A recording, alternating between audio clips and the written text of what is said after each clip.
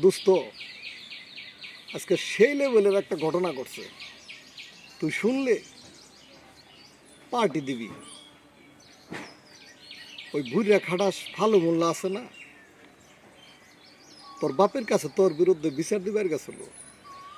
ভাই, পোলারে শাসন করা পারো না, ময় মুরব্বী মানে না, যেখানে সেখানে বিড়ি সিগারেট খায়।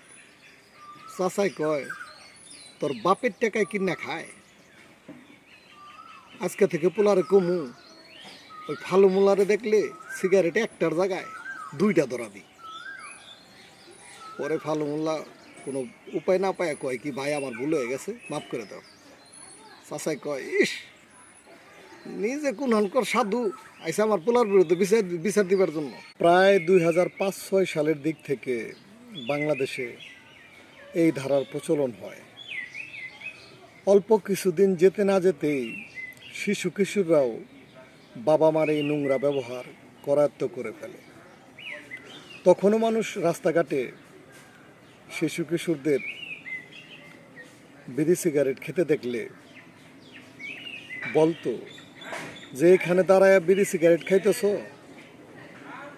তোমার বাবা মার কাছে জানাইতেছি। তখন শিশু কিশোররা বলতো যে, তোমার বাবার টাকায় কিনা খাই, যাও বলো গিয়া দেখি কিডা ছিঁড়তে পারো।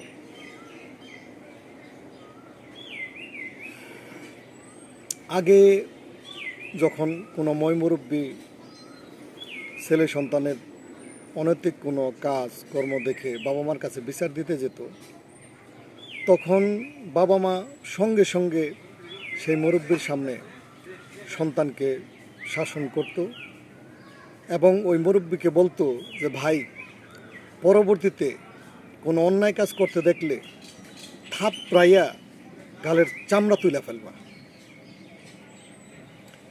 এই শাসনটা বাংলাদেশে ধারাবাহিকতায় থাকাটা জরুরি ছিল।